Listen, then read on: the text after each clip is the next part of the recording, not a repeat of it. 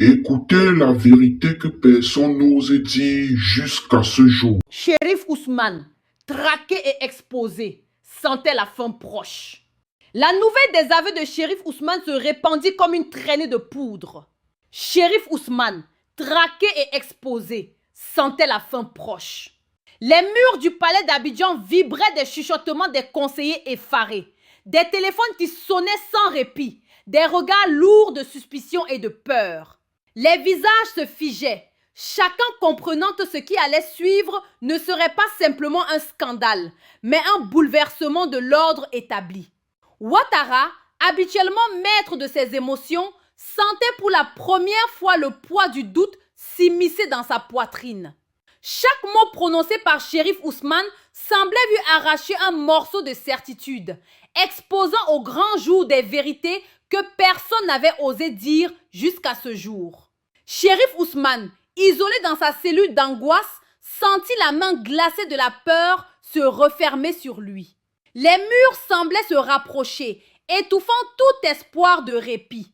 Il savait que la punition venue de l'Est, orchestrée par Poutine lui-même selon les informations qu'il avait reçues, serait impitoyable. Les conséquences de ses actions étaient désormais irréversibles. Chaque décision, chaque secret révélé, chaque alliance trahie le rapprochait d'un destin tragique et il le sentait dans chaque battement de son cœur. Pourtant, dans cette tourmente, il y avait une certitude. La vérité devait éclater coûte que coûte. La montée en puissance de Gbagbo n'était pas une coïncidence. C'était la conséquence directe des failles, des trahisons et des audaces mal calculées de Ouattara qui croyait pouvoir contrôler le destin de la Côte d'Ivoire. Les multiples réseaux de Ouattara étaient en ébullition. Les secrets longtemps enfouis refaisaient surface. Les mensonges étaient confrontés à la vérité et les alliances les plus solides se fissuraient sous la pression. L'ombre de Poutine planait comme un jugement implacable, prêt à frapper ceux qui avaient osé défier son autorité. Gbagbo avançait, imperturbable, sachant que le moment où il prendrait le contrôle final approchait inexorablement. Shérif Ousmane, seul face à sa destinée, sentait sa fin approcher et avec elle, la lourde responsabilité de ses aveux. De souffle la vérité se parse pour là, son souffle à battre dans ses veines, son souffle court et sa peau parcourue de frissons. Il avait échappé de justesse au piège tendu contre lui, un coup d'État minutieusement orchestré par Shérif Ousmane. Chaque détail de la tentative manquée lui revenait comme un cauchemar éveillé. Les manœuvres sournoises, les alliances secrètes, le filet qui se refermait autour de lui. Mais Traoré avait survécu. Sa chance semblait improbable, presque miraculeuse, et pourtant, il savait que la partie n'était pas terminée. La menace continuait de planer, invisible mais tangible, prête à frapper à tout moment. Shérif Ousmane, lui, était appelé par ses propres choix. Ses aveux, lourds et sans concession, avaient commencé à éclater dans les couloirs du pouvoir, provoquant un séisme qui ébranlait tout sur son passage.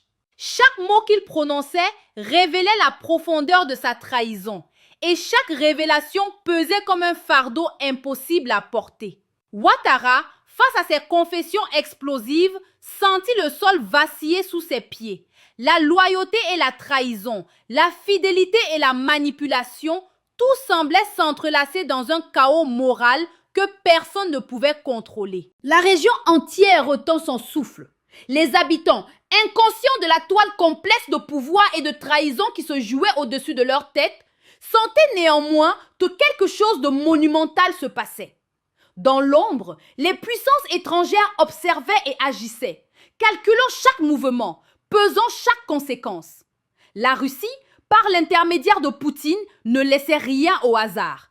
La punition destinée à Shérif Ousmane se préparait, silencieuse et implacable. Un message clair à quiconque oserait trahir ou manipuler l'ordre établi. Salle était plongée dans une pénombre oppressante, seulement traversée par la lumière froide d'une ampoule suspendue.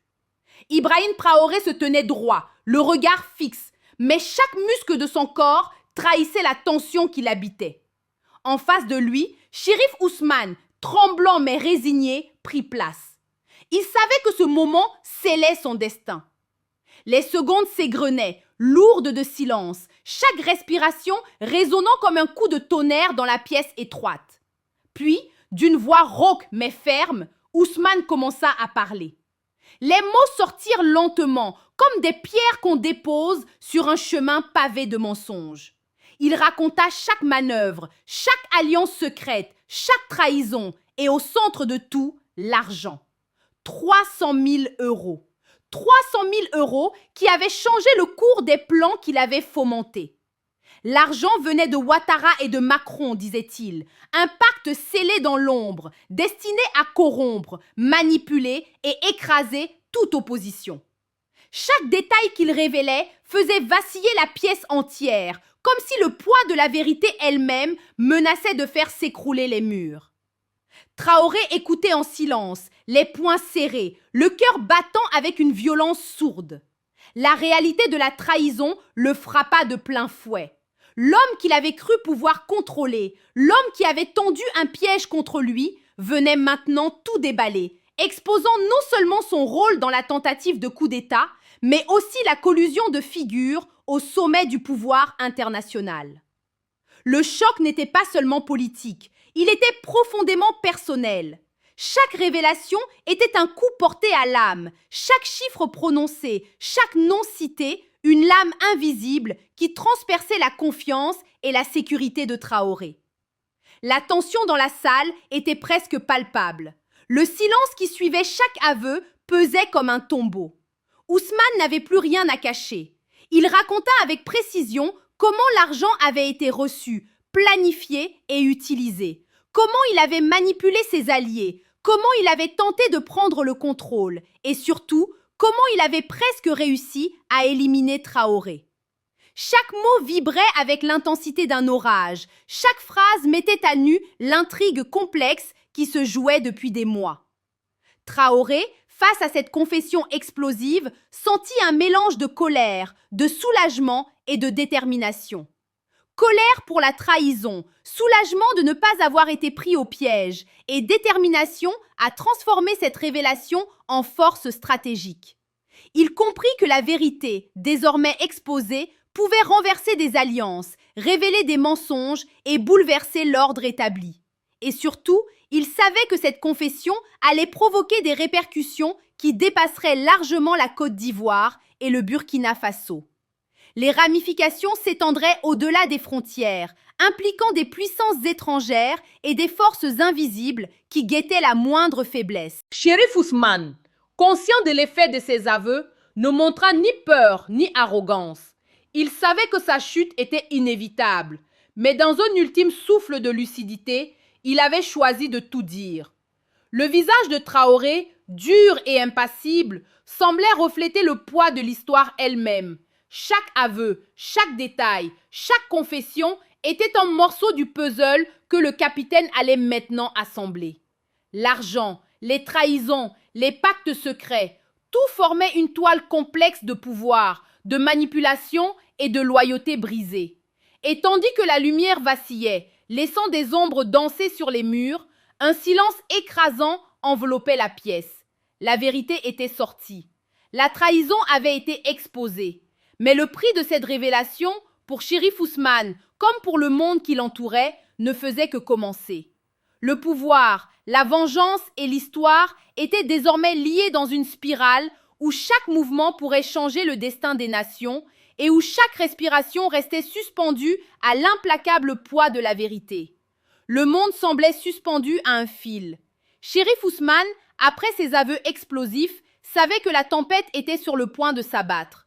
L'ombre de Poutine planait au-dessus de lui, froide et implacable. Les rumeurs circulaient déjà. La Russie avait décidé d'envoyer un message clair et brutal à quiconque trahirait, manipulerait ou déstabiliserait l'ordre. Ousmane sentit l'étau se resserrer autour de son destin, chaque décision passée et chaque mot prononcé devenant une chaîne qui le tirait inexorablement vers sa chute. La première conséquence de ces aveux fut immédiate. Les rapports internationaux, les fuites diplomatiques et les révélations aux yeux du monde provoquèrent un séisme politique. Ouattara et Macron, dont le rôle venait d'être mis en lumière, furent pris dans un tourbillon de critiques et de pressions sans précédent. Les alliances tremblaient, les pactes se fissuraient, et l'Afrique de l'Ouest entière retenait son souffle. La trahison d'Ousmane n'était pas seulement personnelle, elle révélait la fragilité et la corruption d'un système entier, et chaque acteur impliqué devait désormais faire face à l'inévitable. Pour Ibrahim Traoré, les aveux de Chérif Ousmane furent une arme autant qu'un fardeau. Son regard s'était durci, chaque battement de son cœur résonnant comme une alerte. La tentative de coup d'État ratée, combinée aux révélations explosives, le plaçait à un carrefour dangereux, mais aussi stratégique. Traoré comprit que la survie ne serait pas suffisante. Il devait agir avec précision, jouer chaque mouvement comme une partie d'échecs où le moindre faux pas pouvait lui coûter la vie. Mais le capitaine, forgé par les épreuves et les dangers, savait qu'il pouvait retourner la situation à son avantage. Pendant ce temps, Chérif Ousmane subissait la rétribution. Les forces invisibles qu'il avait défiées se rapprochaient, orchestrant sa chute avec une froideur méthodique. Les punitions de Poutine, silencieuses mais implacables, tombaient comme un jugement inéluctable. Son pouvoir, son influence et sa liberté s'effondraient en un instant. L'homme qui avait cru pouvoir manipuler le destin des autres se retrouvait désormais prisonnier de sa propre trahison. Chaque aveu, chaque geste passé, chaque mensonge se retournait contre lui. La solitude et la peur étaient devenues ses seules compagnies, et le monde regardait, spectateur silencieux d'un effondrement annoncé. Et dans cette spirale de chaos, Laurent Gbagbo avançait avec une maîtrise glaciale. Là où d'autres voyaient des obstacles et des pièges, il voyait des opportunités. Chaque aveu d'Ousmane, chaque échec de Traoré, chaque tremblement du pouvoir au sommet consolidait sa position. Sa montée n'était pas brutale ni précipitée. Elle était calculée, méthodique, implacable. Il savait que l'histoire le conduisait vers un rôle central et il s'y préparait avec une patience presque surnaturelle. Son pouvoir grandissait dans l'ombre, silencieux mais omniprésent, prêt à éclater dans une démonstration de force et de stratégie qui marquerait la région pour des années. Les nuits étaient devenues longues et lourdes de tension. Chaque souffle, chaque ombre, chaque murmure pouvait annoncer un retournement décisif. La politique, la vengeance, la loyauté et la trahison s'entrelaçaient dans une danse macabre. Et au milieu de ce tourbillon, trois destins se croisaient de manière inextricable. Ousmane, puni mais révélateur, Traoré, échappé mais vulnérable, Gbagbo, patient mais prêt à transformer le chaos en autorité absolue. Lorsque l'aube se leva enfin, elle ne marquait pas la fin du conflit, mais le début d'une nouvelle ère. La vérité avait éclaté, la trahison avait été exposée et le pouvoir, plus que jamais, se redéfinissait sous les yeux d'une Afrique en mutation. Chaque personnage savait que rien ne serait plus jamais comme avant. Et dans ce silence lourd, dans cette tension qui vibrait encore dans l'air, la pièce maîtresse du jeu s'annonçait. Gbagbo, l'homme qui avait attendu, qui avait observé et qui désormais s'apprêtait à devenir l'incontestable force au centre d'un continent en bouleversement. Chérif Ousmane sentit le poids de ses aveux s'abattre sur lui comme un marteau de fer. Il n'était plus seulement un traître exposé, il était devenu l'incarnation même de la trahison. Son nom circulait désormais dans tous les couloirs du pouvoir, sur toutes les lèvres des diplomates, et chaque mention de sa forfaiture était une condamnation silencieuse. Poutine, implacable, orchestrait sa chute avec la précision d'un maître stratège. Les réseaux financiers qu'Ousmane croyait intouchables étaient gelés. Ses soutiens s'étaient évanouis et chaque tentative de défense se heurtait à un mur de représailles coordonnées. L'homme qui avait manipulé, trompé et conspiré se retrouvait seul, acculé, impuissant. La peur, glaciale et totale, devenait son unique compagne. Dans le même temps, l'impact de ses aveux résonnait bien au-delà des frontières. Ouattara et Macron, pris dans la tempête médiatique et diplomatique, étaient confrontés à une pression internationale sans précédent.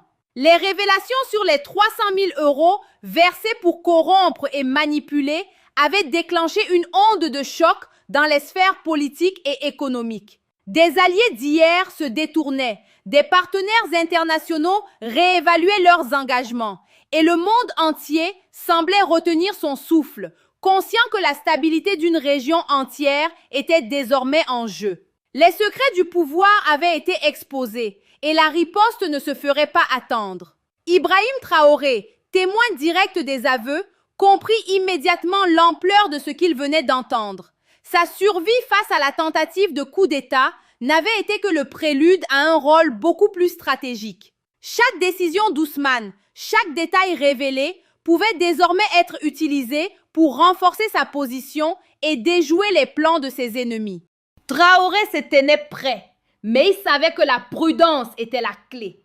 Un mouvement trop rapide, un geste mal calculé et tout pouvait s'effondrer autour de lui. Le capitaine, forgé par l'épreuve et le danger, savait qu'il devait transformer cette révélation en une arme politique décisive. Et au milieu de ce chaos, Gbagbo avançait. La montée en puissance de l'homme autrefois marginal devenait désormais irrésistible. Chaque aveu d'Ousmane, chaque erreur, chaque faille dans le système renforçait son emprise invisible. Sa stratégie n'était pas brutale ni précipitée. Elle était calculée, méthodique, inévitable. Là où d'autres tremblaient ou se débattaient, Gbagbo progressait avec une assurance glaciale, transformant le tumulte en pouvoir absolu. Son nom se murmurait désormais dans tous les cercles du pouvoir. Et ceux qui avaient cru pouvoir le sous-estimer réalisaient trop tard que l'histoire avait choisi son maître. Les jours qui suivirent furent marqués par une tension extrême. Les révélations se succédaient, les alliances se brisaient et le monde politique était en ébullition.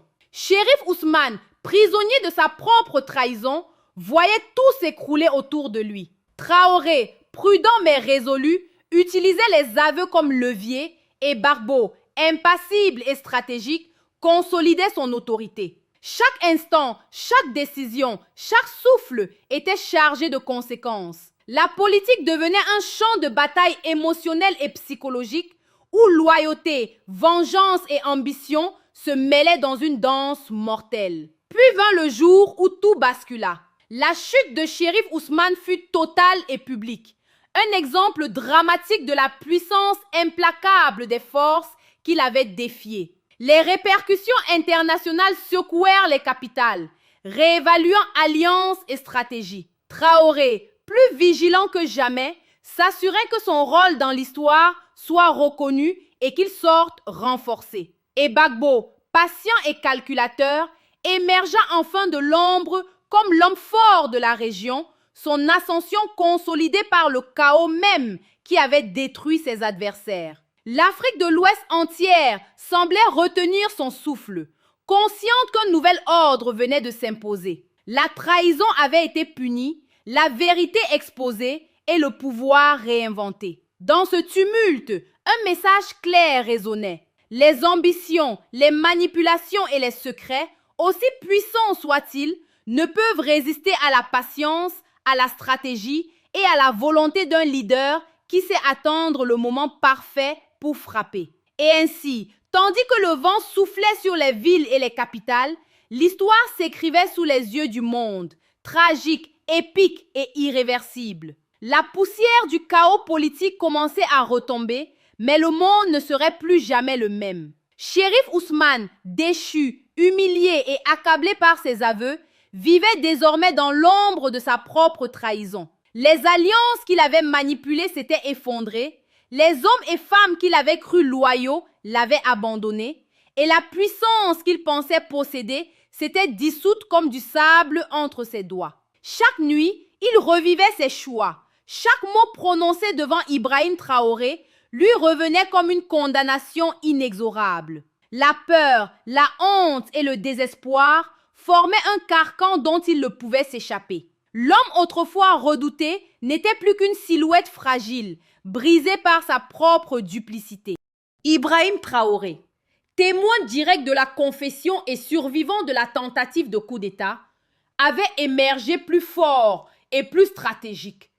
Chaque aveu d'Ousmane était devenu un levier entre ses mains, une pièce qu'il pouvait déplacer pour sécuriser sa position et renforcer son influence. Mais Traoré savait que le pouvoir ne se prenait jamais sans vigilance. Il avançait dans un monde désormais instable où chaque allié pouvait trahir et chaque décision pouvait être fatale. Son regard, dur et calculateur, reflétait une détermination nouvelle. Il ne se laisserait plus jamais surprendre et il construirait sa légitimité sur la prudence et l'intelligence tactique. Au milieu de ce tumulte, Laurent Gbagbo se dressait enfin en maître incontesté. Sa patience et sa stratégie avaient porté leurs fruits. Les erreurs et les trahisons de ses ennemis avaient pavé la voie de son ascension. Là où d'autres avaient trébuché, lui avait su attendre, observer, comprendre et agir au moment parfait. Son nom résonnait désormais dans toutes les capitales. Ses décisions dictaient l'équilibre fragile de la région et son aura imposait respect et crainte. Gbagbo n'avait pas seulement survécu au chaos, il l'avait utilisé pour s'élever au sommet, transformant l'incertitude et la peur en un pouvoir incontesté et légitime. Les répercussions internationales étaient immédiates et brutales. Les révélations sur les 300 000 € versés par Ouattara et Macron avaient déclenché une onde de choc diplomatique. Les alliances se réévaluaient, la méfiance grandissait et les puissances étrangères réalisaient que l'Afrique de l'Ouest avait désormais un acteur capable de réécrire les règles du jeu. Le monde entier observait, impuissant, la consolidation d'un pouvoir nouveau où stratégie, patience et audace avaient triomphé de la trahison et de la manipulation. Chérif Ousmane, isolé et anéanti, comprit enfin l'ampleur de sa chute. Ses aveux avaient été une épée à double tranchant, révélateur mais destructeur. Il avait voulu se protéger, contrôler le cours des événements et au lieu de cela, il avait précipité sa propre ruine. Dans la solitude de sa défaite, il réalisa que le pouvoir, l'argent et les alliances ne valent rien face à la vérité et à la stratégie d'un homme patient et implacable. Et tandis que la poussière retombait sur Abidjan, Ouagadougou et au-delà, la région prenait conscience d'un nouveau paysage politique.